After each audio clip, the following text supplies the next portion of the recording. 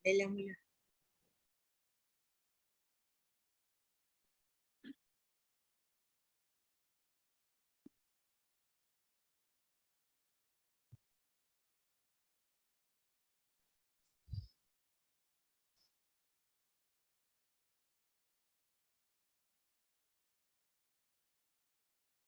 Kak. Ya, boleh mula. Oh, okey. Okey. Okey, Assalamualaikum warahmatullahi wabarakatuh. Alhamdulillah, hari ini dapat juga kita bersua lagi walaupun secara maya di atas talian untuk bersama-sama kita menambah ilmu pengetahuan. Okey. Kita buka dululah kita punya kelas kita, majlis kita dengan umur kita Al-Fatihah. A'udzubillahi minasyaitonirrajim. Bismillahirrahmanirrahim. Alhamdulillah Rabbil Alamin Ar-Rahmanir-Rahim Maliki Yawmiddin Iyyaka na'budu wa iyyaka nasta'in Ihdinas siratal mustaqim Siratal ladzina an'amta 'alaihim ghairil maghdubi 'alaihim waladdallin. Amin. Okey. Alhamdulillah hari ni kita berada pada tarikh 8 Muharram. Okey, 8 Muharram 1444 Hijrah. Okey. Jadi kalau kita kata dalam bulan Muharram ni tak lain tak lari daripada hijrah. Okey, kita cakap tak lari daripada hijrah. Jadi saya ambil kesempatan ini untuk bersama-sama kita berkongsikan ilmu berkaitan dengan hijrah. Okey, saya akan kongsikan slide.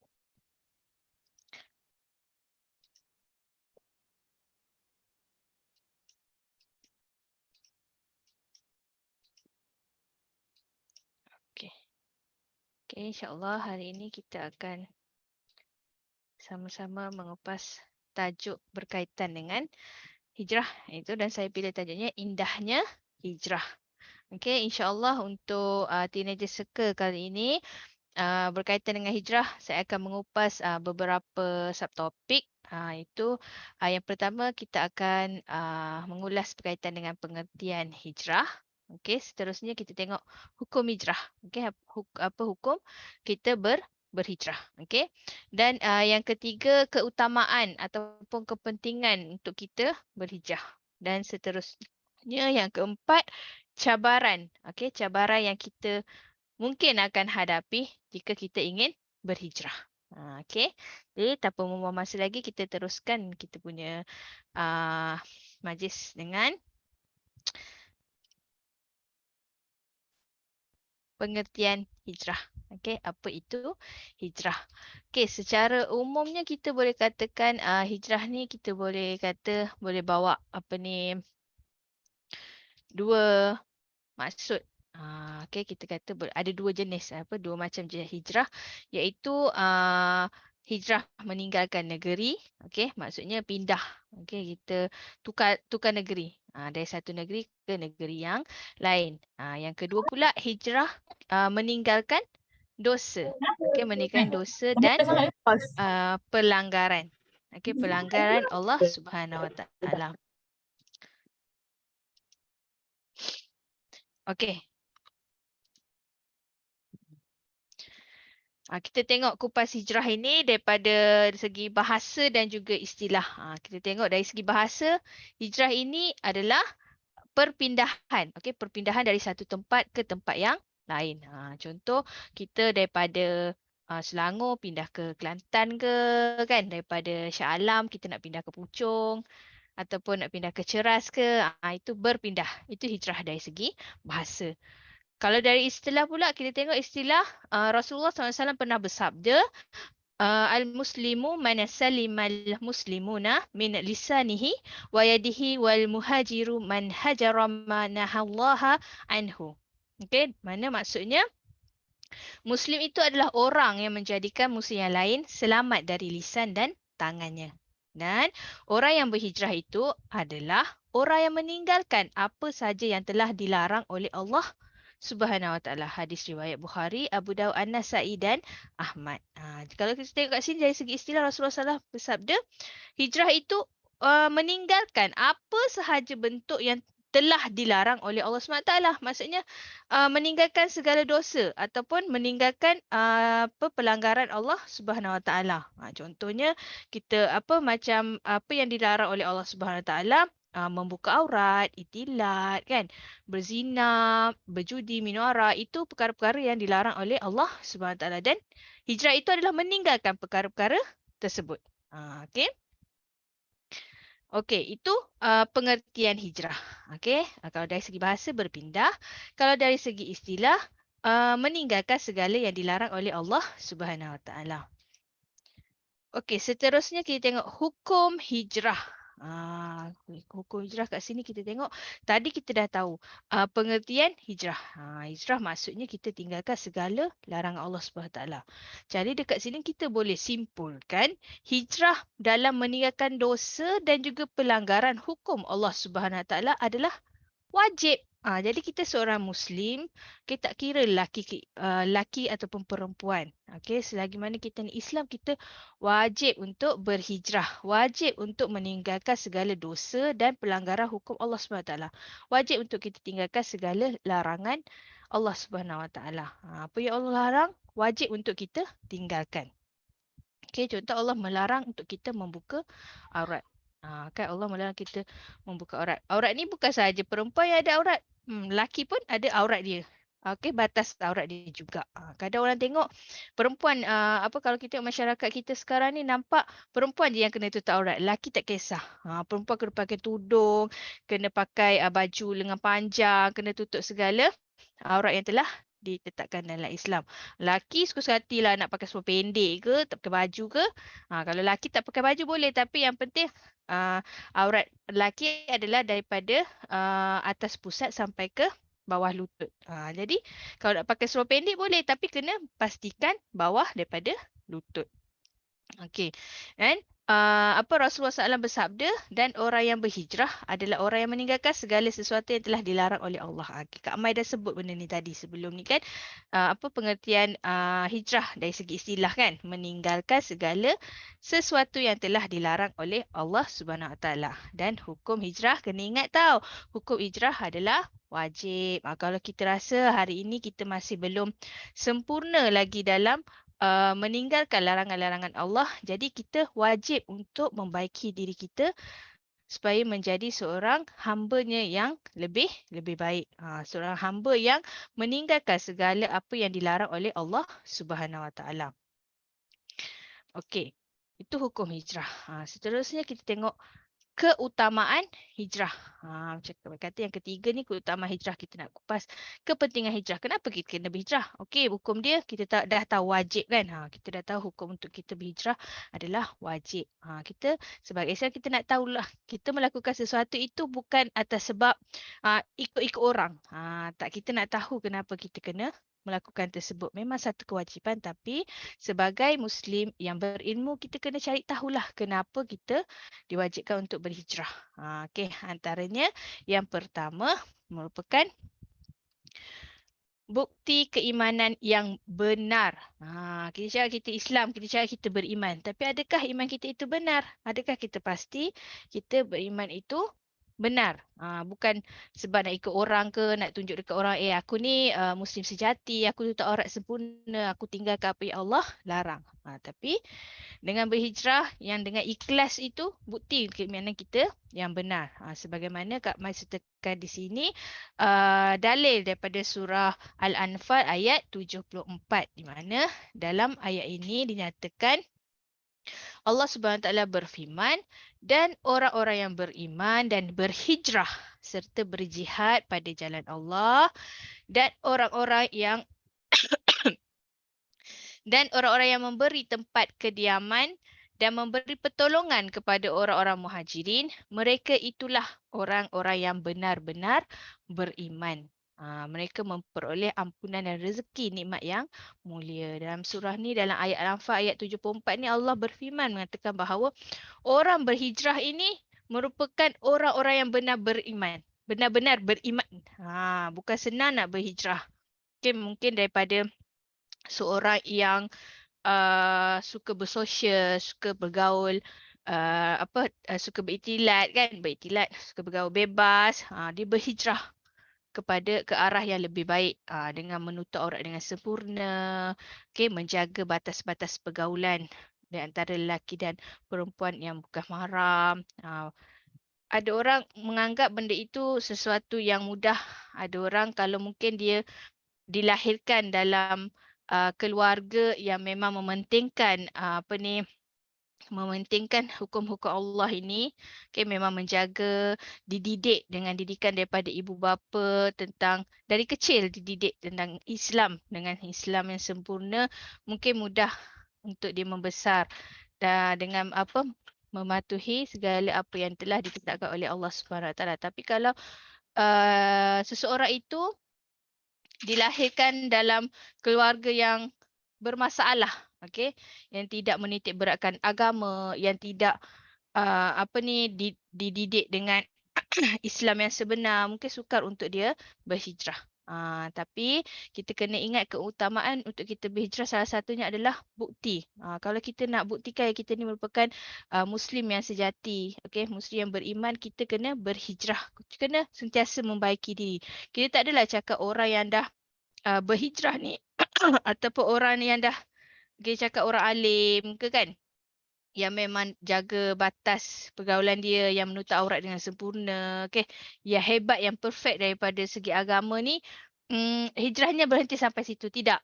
Okay, dia pun mungkin berusaha untuk berhijrah lagi. Daripada lebih baik daripada kita berhijrah supaya kita ni kena berhijrah untuk menjadi lebih baik daripada semalam. Kalau esok tu lebih baik daripada hari ni. Sentiasa belajar, sentiasa memperbaiki diri menjadi yang lebih baik.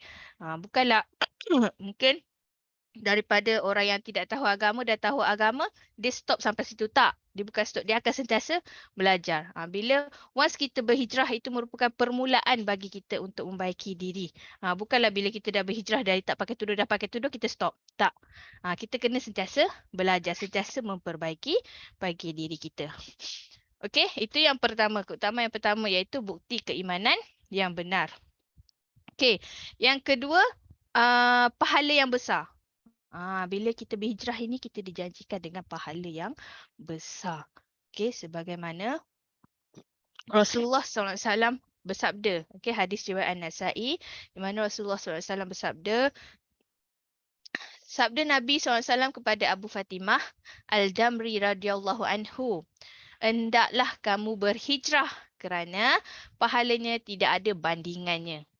Kita dah tahu kalau kita melakukan sesuatu kebaikan, apa yang diperintahkan oleh Allah Subhanahu Wa Taala kita lakukan, kita dapat pahala. Tapi bila kita berhijrah ni, pahala dia tu besar. Kita tak boleh gambarkan betapa besarnya pahala dia. Cuma kita kena ikhlas melakukan sesuatu perkara tu sebab kita nak raih pahala dia. Bukan sebab kita nak raih kebanggaan orang ke kan. Kita nak raih pahala daripada Allah Subhanahu Wa Taala. Kita nak raih keredaan daripada Allah Subhanahu Wa Taala. Sebab tu kita fikir, okey, aku nak hijrah sebab aku nak pahala tu. Kita nak pahala yang tiada bandingannya. Kita tak boleh nak bayangkan pun betapa besarnya pahala dia kalau kita berhijrah. Okey. Seterusnya, yang ketiga, kalau kita berhijrah, kita akan mendapat rahmat, kasih sayang Allah Subhanahu Wa Taala. Kita tahu Allah ni Maha Pengasih. Okey, Maha Pengasih, Maha Penyayang. Tapi bila kita berhijrah, bertambah lagi kasih Allah Subhanahu Wa Taala kepada hamba-Nya yang berhijrah. Sebagaimana firman Allah Subhanahu Wa Taala dalam surah Al-Baqarah ayat 218. Okey. Okey, di mana Allah Subhanahu Wa Taala berfirman, A'udzubillahi minasyaitonirrajim, innalladzina amanu walladzina hajaru wajahadu fi sabilillahi ulaika yarjuna rahmatallahi wallahu ghafurur rahim. Maksudnya sesungguhnya orang-orang yang beriman, orang-orang yang berhijrah dan berjihad di jalan Allah, mereka itu mengharapkan rahmat Allah. Dan Allah Maha Pengampun lagi Maha Penyayang. Mungkin Jadi memang orang berhijrah tu sebab apa? Kita berhijrah bukan suka-suka Kan? Kita kalau nak berhijrah tu bukan suka-suka. Kita berhijrah ada sebab. Ada sebab yang kita nak raih. Macam tadi kita nak pahala yang besar. Kita berhijrah juga merupakan bukti. Kita nak tunjukkan bukti bahawa iman kita tu betul. Okay? Kita nak menunjukkan keimanan kita. Nak menunjukkan keimanan kita. Kita nak dapatkan pahala yang besar dan kita nak raih rahmat Allah Subhanahu Wa Taala. Kasih sayang daripada Allah Subhanahu Wa Taala.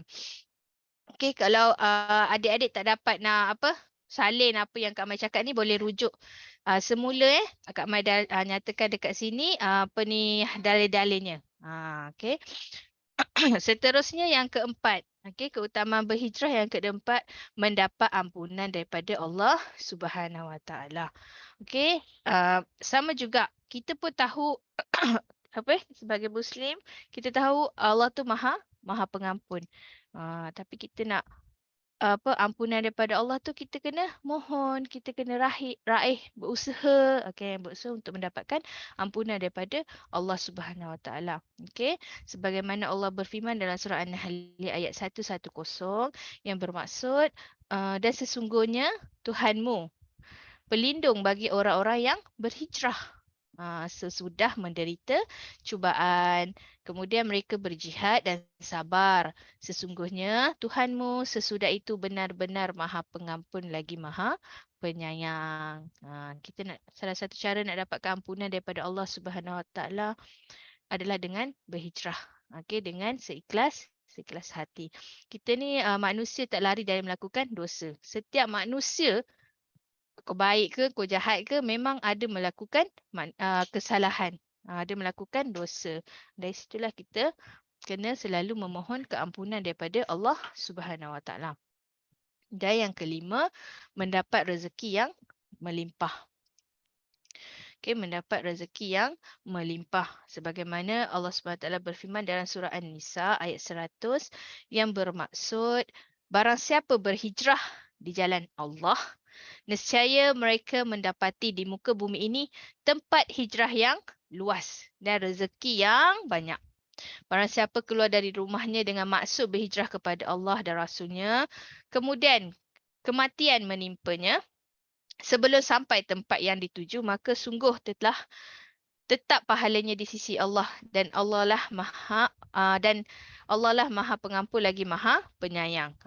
Dalam ayat ni Allah Subhanahu Wa Taala berfirman, bila kita nak kalau barang siapa yang nak berhijrah keluar daripada rumah dia untuk berhijrah dan tiba-tiba musibah menimpa kan, kematian menimpa dia, nescaya Allah dah tetapkan pahala dah untuk dia. Walaupun dia belum sampai dekat tempat yang nak tuju tu. Kan mungkin dia nak berhijrah menjadi seorang yang lebih baik, tapi kematian telah menimpa terlebih dahulu. Tapi pahala telah ditetapkan. Dah ada ganjaran pahala dia. Sebab niat dia nak berhijrah tu. Kita tengok betapa maha pemurahnya Allah Subhanahu Wa Taala ni, betapa maha pengasihnya Allah Subhanahu Wa Taala terhadap hamba-hambanya. Jadi inilah 5 keutamaan, 5 kelebihan. Kalau kita sebagai seorang Muslim ingin berhijrah. Berhijrah dengan seikhlas hati, tanpa tanpa mengikut-ikut orang. Bukan sebab berhijrah sebab nak ikut-ikut orang. Kalau kita berhijrah nak ikut orang, contoh kan, orang tu tak pakai tudung, kita orang tu berhijrah pakai tudung, kita pun nak ikut-ikut dia. Tapi kalau kita berhijrah sebab ikut orang, benda tu tak kekal. Benda tu kita tak tahu tujuan kita berhijrah kenapa. Ya baik, mungkin, tapi kita kena paksa diri kita. Paksa diri kita untuk berhijrah. Kita bukanlah cakap memanglah menutup aurat atau pakai tudung tu pilihan. Tak ada paksaan dalam agama kan. Tapi itu merupakan kewajipan kita sebagai seorang Muslim, sebagai seorang Islam. Kita wajib untuk menutup aurat. Wajib mengikut apa yang diperintahkan oleh Allah Subhanahu Wa Taala dan meninggalkan segala apa yang dilarang oleh Allah Subhanahu Wa Taala. Sebagaimana yang kita dah tengok tadi pengertian hijrah tu kan. Dan hukumnya adalah wajib. Wajib untuk kita berhijrah. Wajib untuk kita perbaiki diri kita kan. Dan wajib bagi kita untuk meninggalkan segala dosa dan larangan yang telah ditetapkan oleh Allah Subhanahu Wa Taala. Okey. Dan seterusnya kita tengok kepada cabaran. Cabaran menuju penghijrahan. Bila kita tengok cabaran ni, kadang orang takut nak berhijrah. Kan mungkin kalau daripada keluarga yang tidak mengamalkan hukum Islam yang sebenar, tiba-tiba anak dia nak berhijrah daripada bergaul bebas, kaki clubbing ke kan. Tiba-tiba belajar mengaji, menutup aurat dengan sempurna. Jadi akan ada cabaran dekat situ. Daripada kita ramai kawan-kawan yang tak menutup aurat, yang kaki sosial kan, kaki clubbing macam cakap tadi, tiba-tiba kita nak berubah. Ada cabaran-cabaran di dekat situ. Dan cabaran setiap orang tu mungkin tak sama. Antara cabaran yang Kak Amah highlightkan dekat sini, yang pertama mindset. Okay, mindset kita. Mindset orang yang nak berhijrah tu. Dan yang kedua, keluarga. Macam Kak Amah cakapkan tadi, mungkin cabaran datang daripada keluarga. Dan juga yang ketiga daripada kawan-kawan. Mungkin sebelum kita berhijrah, kita ramai sangat kawan-kawan. Semua kawan-kawan suka kat kita. Kan sebab kita jenis open-minded lah. Orang cakap open-minded kan. Semua tak kisah. Tapi bila kita berhijrah ke yang lebih baik, kawan-kawan cakap Islam ni mengongkong, itu tak boleh, ini tak boleh. Tapi kalau Muslim yang sejati yang memahami Islam sebenar menganggap Islam itu menjaga sebenarnya. Menjaga, bukan mengongkong tapi menjaga umat dia. Okey. Okey, kita tengok mindset tadi kan, kita cakap cabaran pertama itu mindset dia. Okey. Allah SWT sendiri berfirman, dalam surah Al-Baqarah ayat 208, A'udzubillahi minasyaitanirrajim, ya ayyuhallazina amanu adkhulu fis-silmi kafah wala tatabi'u khutuwati syaitan innahu lakum aduwwum mubin. Hai orang-orang yang beriman, masuklah kamu ke dalam Islam secara kafah, secara menyeluruh. Dan janganlah kamu turut langkah syaitan. Sesungguhnya syaitan itu musuh yang nyata bagimu. Allah berfirman dalam surah ini, dalam ayat ini, di mana kalau kita orang beriman, supaya kita masuk Islam tu secara menyeluruh, bukan ambil sikit-sikit, bukan ambil sebahagian-sebahagian. Aku nak ikut, nak tutup aurat tapi nak pakai macam ni je. Tak nak tutup betul-betul, nak tutup sikit-sikit je. Ataupun okeylah jaga pergaulan tapi tak naklah dalam semua benda nak jaga pergaulan. Ada yang ini aku nak, yang ini aku tak nak, macam tu. Tak boleh.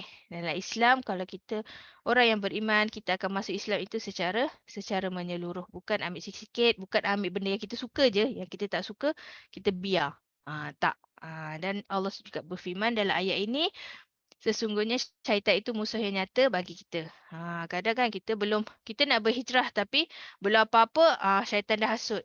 Aku janganlah, tak payah, biar je, tak payah ikut-ikut sangat, ambil sikit-sikit je.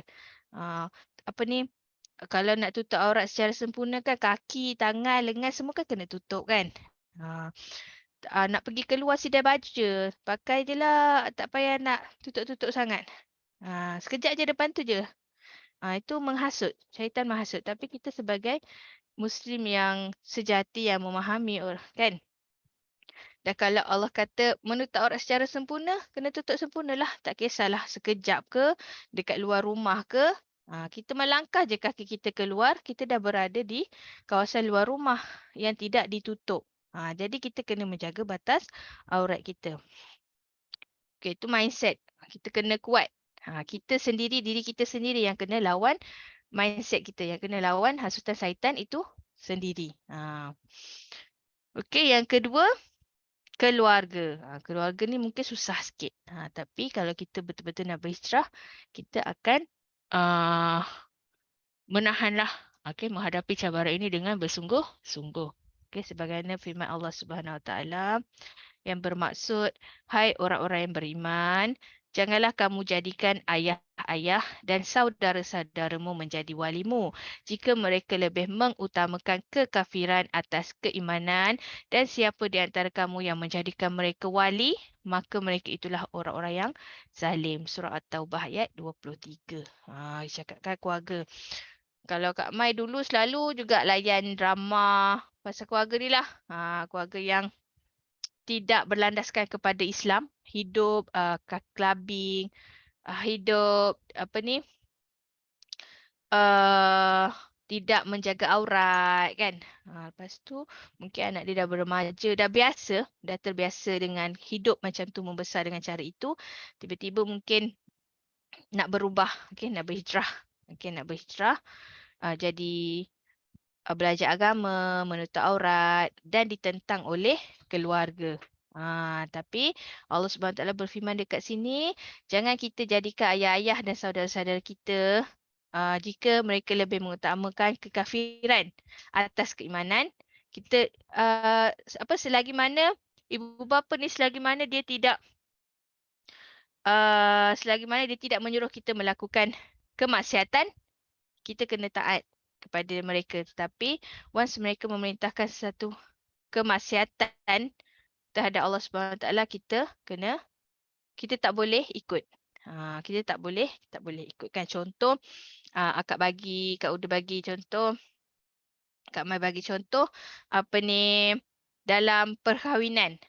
Dalam perkahwinan bersanding itu adalah haram. Kan bersanding berharamkan dengan tabarusnya, lepas tu dipaparkan depan khalayak ramai, kan dalam Islam melarang perkara tersebut. Tetapi mak ayah nak ni, kau kena bersanding juga, kau kena pakai makeup tebal-tebal, kau kena supaya nampak cantik berseri. Tapi kita nak mempertahankan keimanan kita, kita tidak mendengarkan kata-kata kedua ibu bapa kita tersebut. Dan itu merupakan cabaran yang besarlah untuk seseorang yang ingin berhijrah. Okey, seterusnya kawan-kawan. Kawan-kawan pun sama. Kadang kan kita kan lagi-lagi remaja, adik-adik remaja kan, banyak yang terpengaruh dengan rakan-rakan, dengan kawan-kawan kan. Kawan ajak main makeup, jom-jom. Kawan ajak keluar, jom-jom semua, jom-jom. Senang nak ikut kawan-kawan ni. Tapi ingat sabda Rasulullah SAW, sesungguhnya permisalan teman pergaulan yang soleh dan teman pergaulan yang buruk seperti penjual misik dan pandai besi. Adapun penjual misik boleh jadi ia memberimu misik, engkau membeli darinya atau setidaknya engkau akan mencium bau harumnya. Adapun pandai besi boleh jadi akan menjadi bajumu terbakar atau engkau mencium bau yang tidak enak. Hadis riwayat Bukhari, Ibnu Hibban dan Ahmad. Kan kita dalam berkawan ni kita kena pandai memilih. Okay, kita kena pandai memilih kawan. Kalau kawan itu membawa kepada kebaikan, kita ikut. Kita ikutlah kawan kita yang selalu mengajak kita pergi kelas-kelas agama kan. Ajak pergi belajar mengaji ke kan. Kita ikut. Tapi kalau kawan yang sikit-sikit, jomlah kita pergi karaoke ke kan. Kita pergi shopping-shopping habiskan duit. Kita kena pandai memilih kawan sebab kawan tu kita yang tentukan. Kita yang tentukan. Diri kita sendiri yang memilih. Diri kita sendiri yang memilih nak berkawan dengan orang yang macam mana. Kalau kita ingin berhijrah, kita kena kawan-kawan kita pilih tu kenalah. Yang kita pilih tu yang sentiasa mengajak kita melakukan kebaikan. Yang selalu membawa kita melakukan kebaikan. Dan kalau kawan yang sikit-sikit ajak melakukan kemaksiatan, kita tinggalkan dia. Okey, tinggalkan dia. Okey, itulah antara cabaran yang kemungkinan adik-adik akan hadapi dalam berhijrah menuju kebaikan. Jadi kami harap adik-adik dapat perolehlah sedikit sebanyak ilmu berkaitan dengan hijrah pada hari ini. Okey. Jadi ada soalan ke?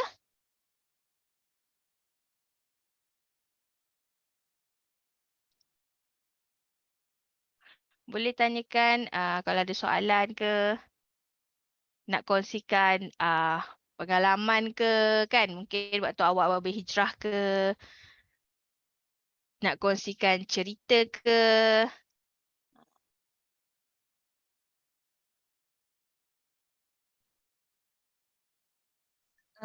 Assalamualaikum. Salam. Saya nak kongsi sikit boleh? Boleh, boleh. Boleh. Jom kita dengar sikit perkongsian daripada Kak Nadira. Okey. Um, Bismillahirrahmanirrahim. Assalamualaikum warahmatullahi wabarakatuh. Waalaikumsalam Okey. warahmatullahi. Tadi kita dah dengarkan Kak Mai dah ceritakan pada kita tentang maksud hijrah, apa hukum hijrah, keutamaan hijrah dan cabaran-cabaran yang kita akan hadapi bila kita uh, berhijrah. Okey. Jadi di sini Kak Nadira nak kongsikan sedikit tips lah ya yang Kak Nadira dengar daripada penceramah lain, iaitu dalam kita nak berhijrah ni kan adalah maksudnya kita nak melakukan perubahan dalam kehidupan kita kan. Bila kita nak melakukan perubahan, kita dah dapat kesedaran, Allah dah bagi taufik dan hidayah kepada kita. Jadi dalam nak berubah tu kita kena buatkan perancangan. Ya, perancangan macam mana kita nak melakukan perubahan tersebut. Okay, yang pertama langkah untuk melakukan perubahan adalah yang pertama melakukan perubahan dengan perancangan. Maksudnya perancangan contohnya kalau macam sebelum ni kita hari ni contoh kan mungkin ada yang terlambat bangun solat subuh kan. Tersolat subuh lambat hari ni, contohnya dah pukul 7 baru solat. Jadi perancangan saya tak nak dah buat macam ni, saya nak berubah, saya dah menyesal sebab hari ni saya solat lambat. Jadi perancangannya esok hari apa kita nak buat. Jadi kita kena perancangan bangun lebih awal, set jam, alarm ataupun suruh orang lain kejutkan kita. Okay? Buatkan perancangan. Bagaimana kita nak menyelesaikan kita punya masalah bangun solat subuh lambat tu. Ambil pen, ambil kertas, kita buat nota sikit, catatan pada kertas tu. Bagaimana kita nak menyelesaikan masalah untuk melakukan perubahan solat subuh lebih awal. Kemudian yang kedua, dalam nak berubah, kita juga kena betulkan kita punya niat. Kenapa saya nak solat subuh awal? Yelah, mestilah kita nak solat subuh awal kan sebab kita nak jadi hamba Allah yang lebih soleh, lebih baik daripada semalam. Tak nak dah melakukan dosa, saya tak nak dah lakukan dosa, saya nak buat banyak lagi pahala sebab saya tahu nanti satu hari saya pun kalau saya berterusan macam tu nanti apa saya nak bawa pergi ke akhirat? Saya nak jumpa Allah dengan apa? Takkan nak bawa dosa yang banyak ni kan? Jadi kita betulkan niat kita.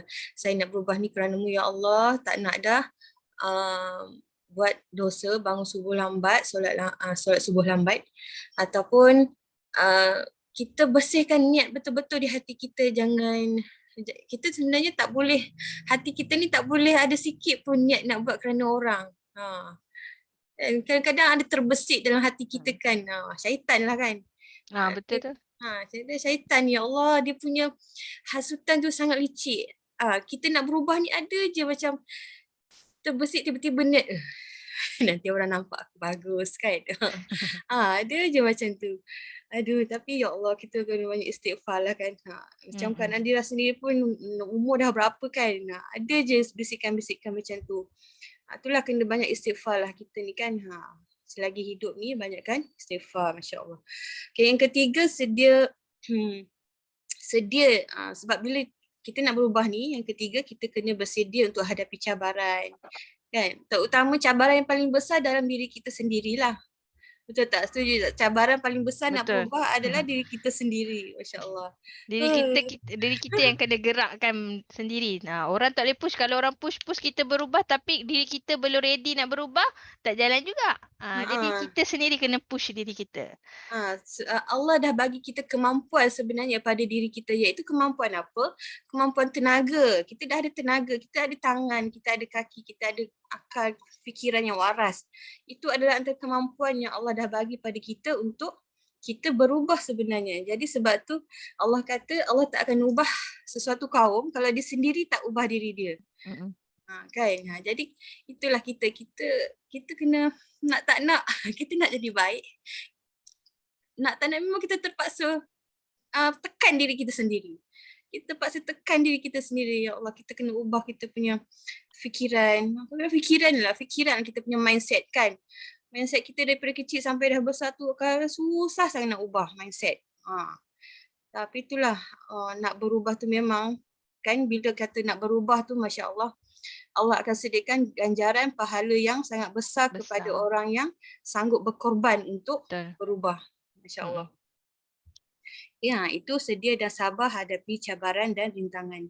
Dan tip yang seterusnya tadi yang berapa? 1, 2, 3, 4. Okey, yang keempat dalam nak berubah ni kita kena berterusan. Okey, orang kata istiqamah.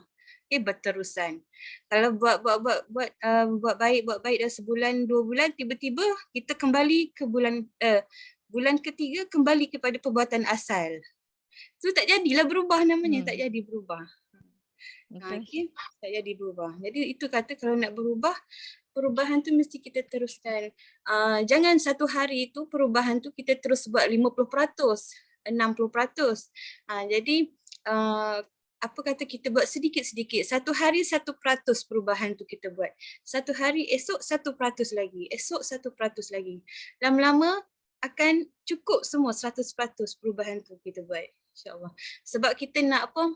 Nak jaga momentum, kita perlukan semangat kan, nak berubah tu perlukan semangat. Jadi kalau kita terus nak buat 50%, 60% ataupun 100%, nanti kalau kita gagal buat, nanti kita akan rasa down, hilang semangat.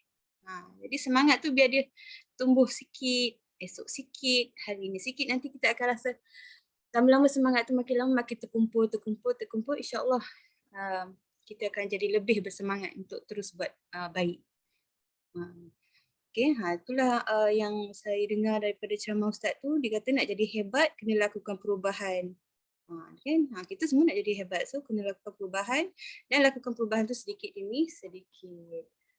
Itu je lah tips yang Kak Nadira boleh share hasil daripada Kak Nadira dengar ceramah jugalah pasal hijrah sebelum ni. Itu saja. Terima kasih. Okay, terima kasih Kak Nadira atas perkongsian tersebut. Cakap pasal apa? Istiqomah ni kan tadi berterusan. Ada orang kata hijrah ni mudah. Tapi apa yang susah adalah istiqomah tu tadi. Nak berterusan tu yang susah. Sebab tu kadang kita dengar di mana ada orang tu dia dah berubah. Okey, berubah. Okey, bersyukur. Alhamdulillah dia dah berubah. Tetapi 2-3 bulan ke entah setahun dua lepas tu tiba-tiba dah kembali kepada sebelum dia berhijrah. Contoh macam pakai tudung lah. Mungkin dia berhijrah daripada tak pakai tudung, dia pakai tudung. Tapi tahan beberapa bulan atau mungkin beberapa tahun dan kemudian dia buka balik tudung, free hair balik. Itu orang kata hijrah mungkin mudah tapi yang susah, yang paling susah tu adalah kita nak istiqomah tu. Kita nak kekalkan macam Kak Nira cakap, momentum tu kan. Kita kena buat sikit demi sedikit. Jangan kita nak baiki diri, kita nak terus jadi perfect. Tak boleh, kita kena berubah dari sedikit demi sedikit. Dan kekalkan momentum tersebut. Ada lagi adik-adik nak berikan perkongsian?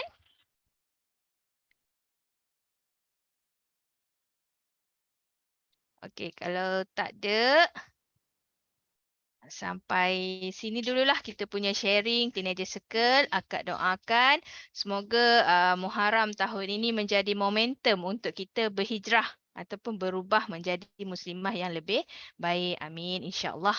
Okey. Dan terima kasih juga kepada adik-adik yang join. Okey, join majlis ilmu pada hari ini. Semoga apa ni adalah manfaatnya, okey, dalam join majlis pada petang ni.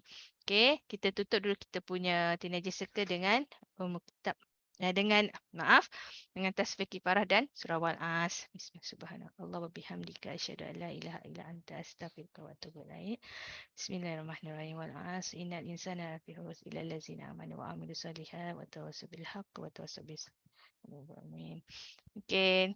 Assalamualaikum semua.